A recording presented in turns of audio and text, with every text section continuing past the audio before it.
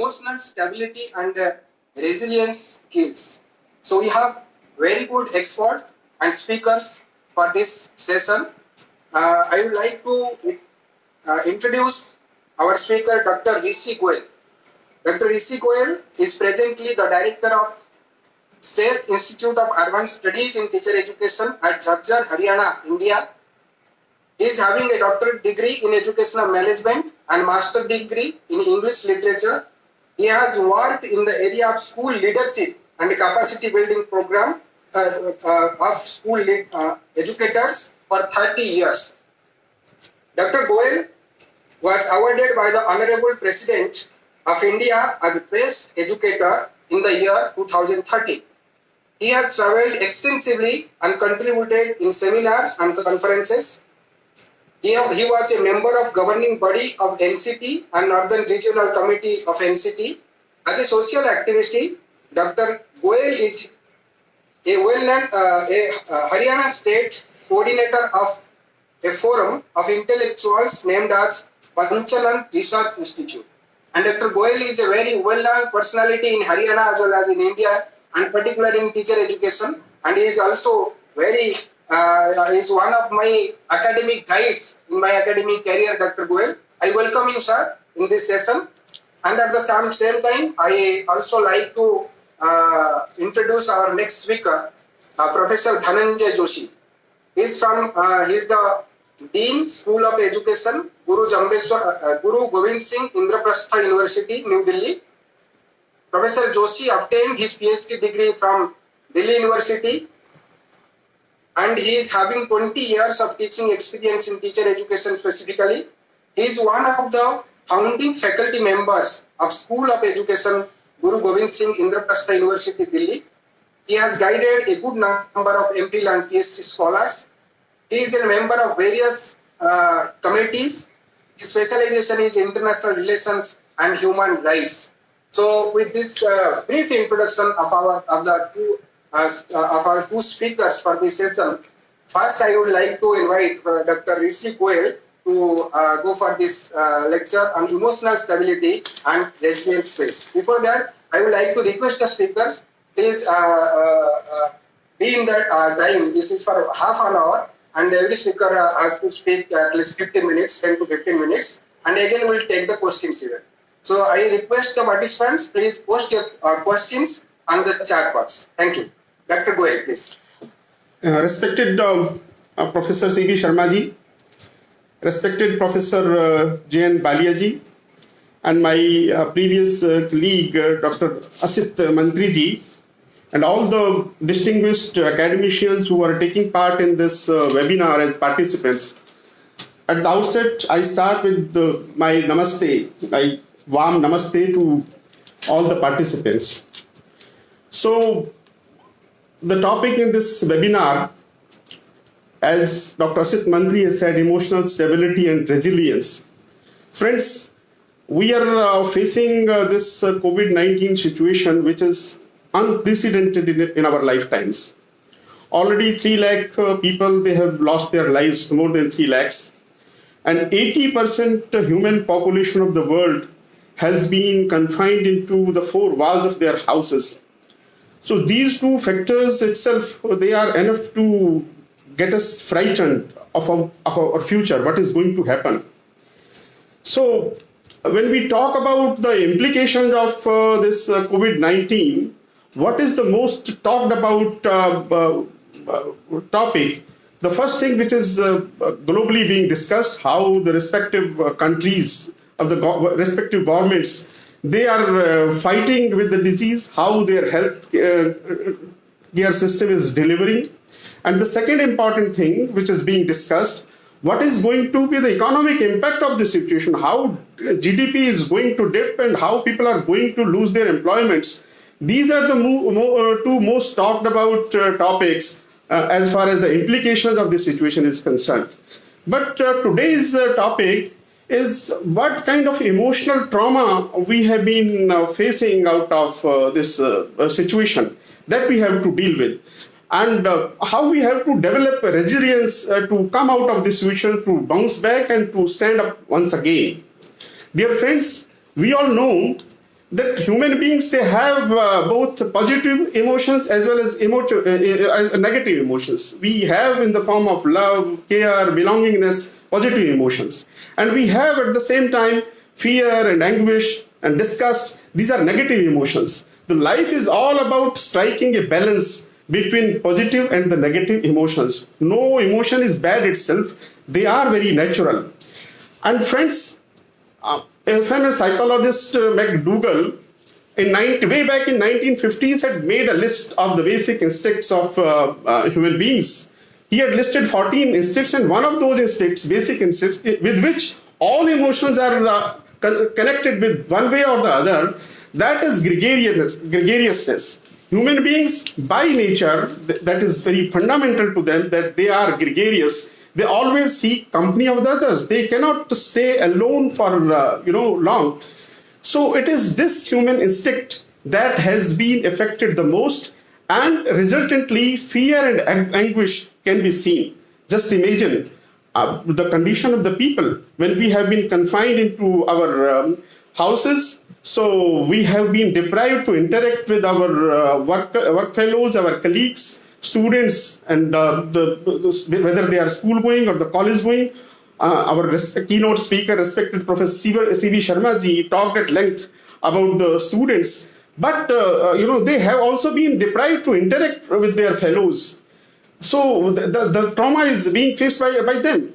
Then the situation, there are people, elderly people, who were already living alone, but in these times they were getting some kind of health care, some kind of care from the paid people. So they have been deprived from this also.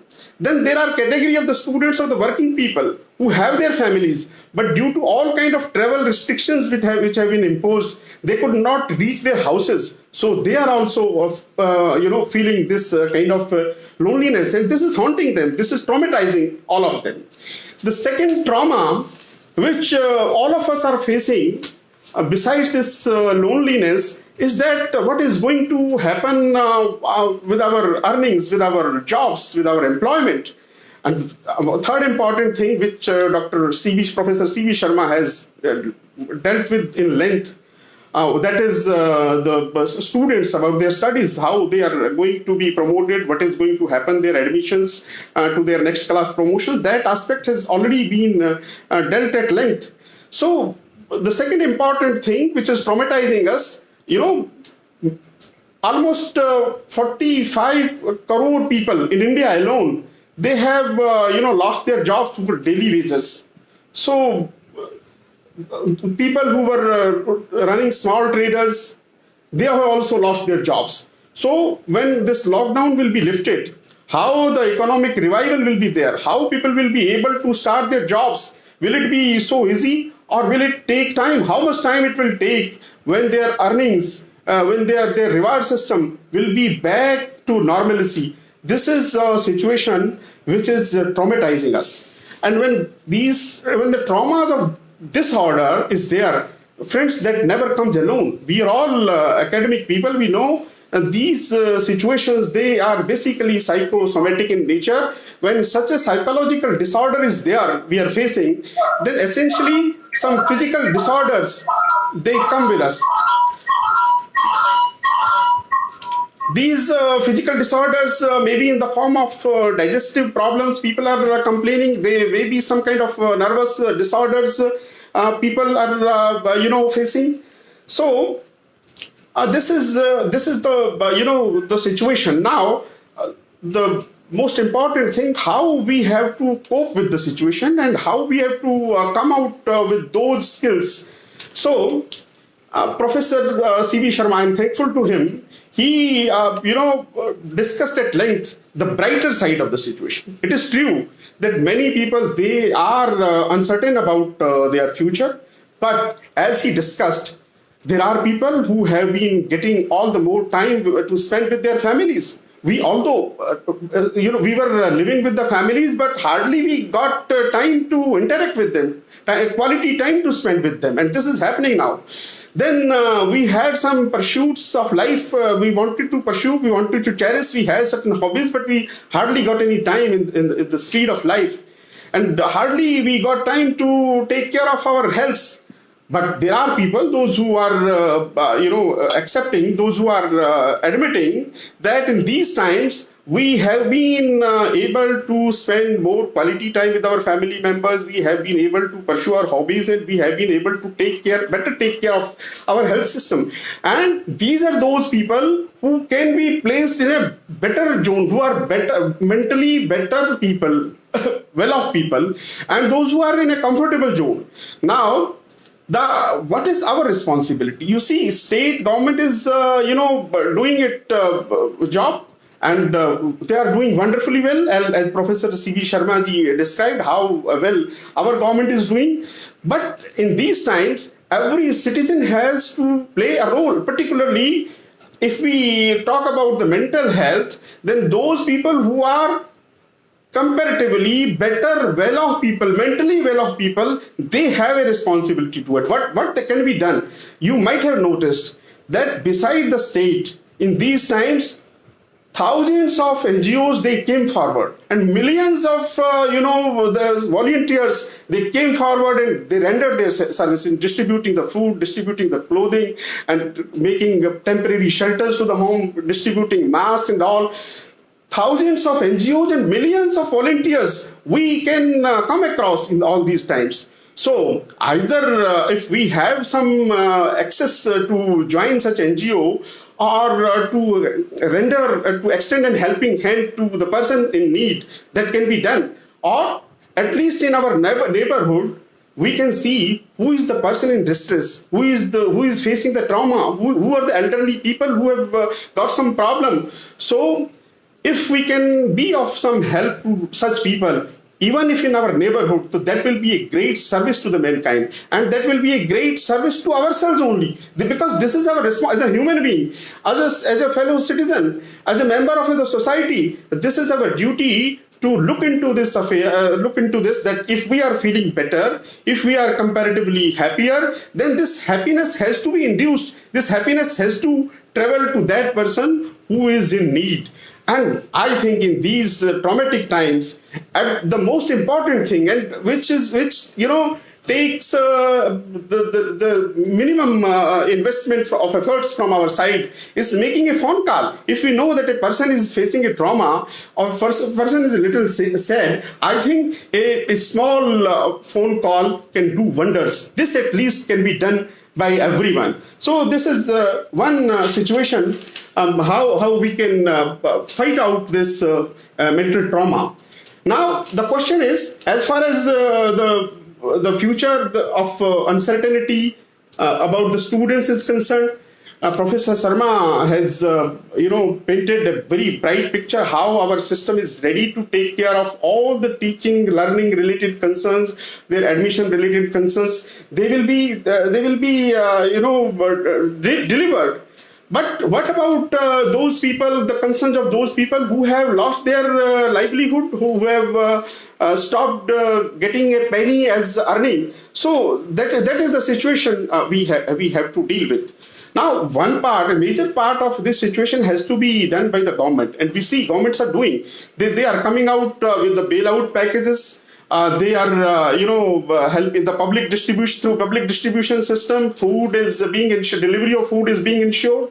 Then, if we had some payments due, either or the government payments or our loan repayments, all the banking system is, being geared up to defer the deadlines of the repayments. These are all the measures which are being taken by the government as far as this uncertainty about earning is concerned. But this is true that the efforts of the government at the most can mitigate the situation. This cannot be eliminated. So finally, the fighting out the situation, individual effort has to be there, and this has to be done at the society level. So at individual level, when we are facing such a traumatic situation, then there are smaller things, and which are age old. Professor C.V. Sharma ji talked about Ramayana and Mahabharata. What are the takeaways from those great epics? That we have to change our attitude towards life, how we have to see the situation. The first thumb rule which we have to practice, which we have to keep in mind, is to be very clear about it, that everything cannot be controlled by the human beings. We human efforts have their limitations of their own. There are things can be controlled by human beings, then there are things which cannot be controlled by human beings. So this pandemic situation is one such situation where human efforts, the limitation of human efforts that has been exposed, that has been shown to everybody. So we have to accept this. Then that is one thing. Another important thing, we have to reframe the whole situation. It's true that lakhs of people, they have lost their lives, and millions of people, they have been quarantined, they have been facing the trauma of the situation. But my request is that cannot we reframe another situation? Just imagine, exactly 100 years back in 1920, this world had faced another such pandemic in the name of Spanish flu, and just compare the toll of deaths. I think that was multiple times higher as it is today. I think if we go to compare this situation, so we will get a positive self-assertion that will be soothing for us. We should be thankful to the God, first of all, that he deferred our birth, and we are 100 years late. Had we been born in those times, so probably we would not have got that kind of health infrastructure to deal with. Secondly, we should be thankful to the respective state governments. The health infrastructure that is existing today, it was not in those times. Had it been there, so that would not have been the death toll. So that is second situation. And thirdly, because these are the times when we have to see every positive thing, we have to self-assert ourselves. There are our fellow beings who either caught the infection or who lost their lives. We are those lucky persons. If we are those lucky persons, those who did not get catch the infection, and those who are still surviving, somewhere it means that we have been managing our systems in a better way. We have been taking better care of ourselves. We have better followed the protocols prescribed by the government. We have followed the rules of physical distancing. So this management, this is a token of self-appreciation should go to ourselves also, so that this will give us the desired strength to fight the situation, to boost ourselves. And third way to deal with the situation is that we have already experienced in these 2 months. We were confined at our homes. Just see compare our needs, which were 2 months back, and now what kind of our needs have changed. They have definitely been lessened. Our needs have been minimum. And when needs have been lessened, when needs have been decreased, it means our expenditure has also been decreased. And in out of this COVID, if we have learned to deal with the minimum needs, to survive with lesser needs and lesser expenditure, if our income is lesser for some time in the future, we can survive. So this is one way of looking at the things.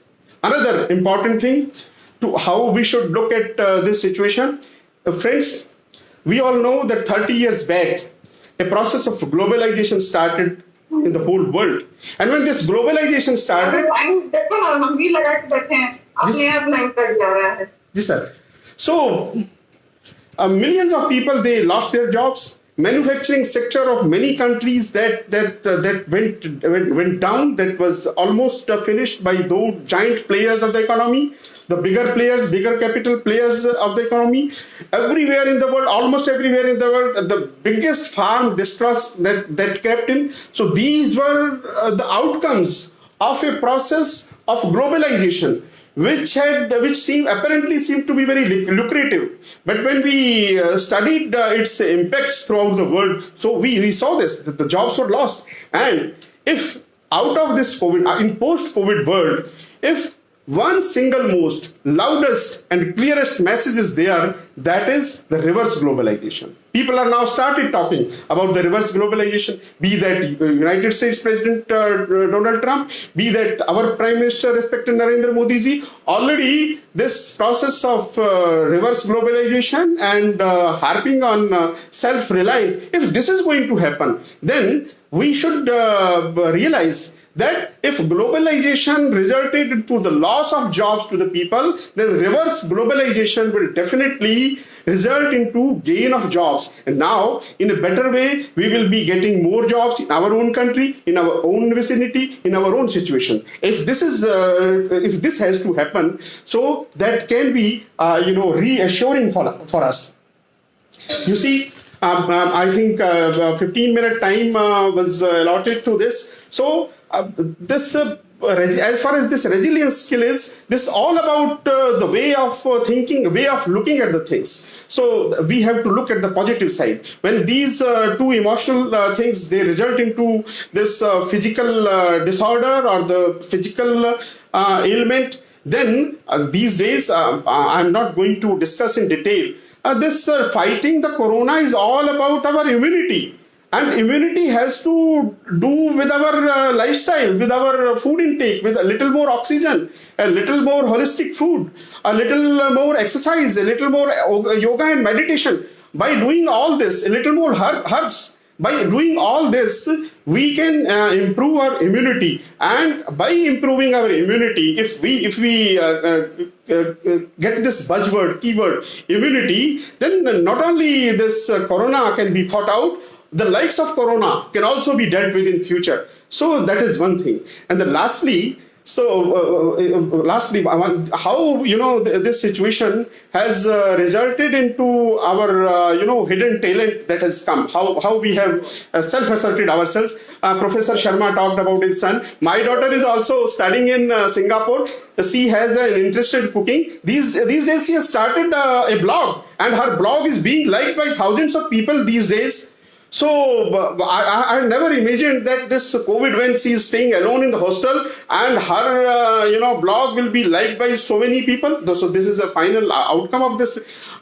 Many of our relatives and close friends, they are either living in Qatar, in United States, Canada. So in these days, we held these family get-together chattings, and not only chattings, playing games on the internet for hours together. So these things definitely have boosted ourselves, and they have come as a gift. And if we work on those things, then these stress-causing those situations, we can fight them out. And finally, and the most important thing is that we have to somewhere, you see, this is the time when we were all happy and we were all self-centered, then hardly we could realize how we are connected with the society, how our life is being affected or being dependent on other people. Every single individual around us, he is making some kind of contribution in shaping our lives as it today. This is the best time, most crucial time of doing this realization that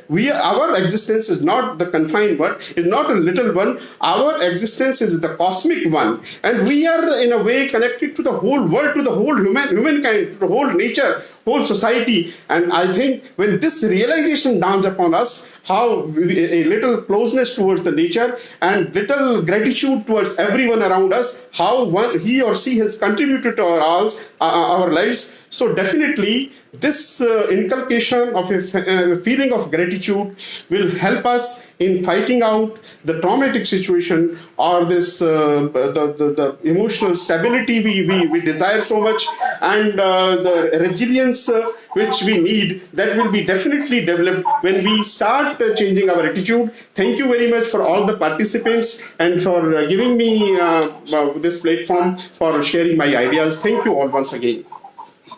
Thank you very much, Dr. Goel sir. So we have also some questions. I think it's better that we'll take our questions after Professor Joseph.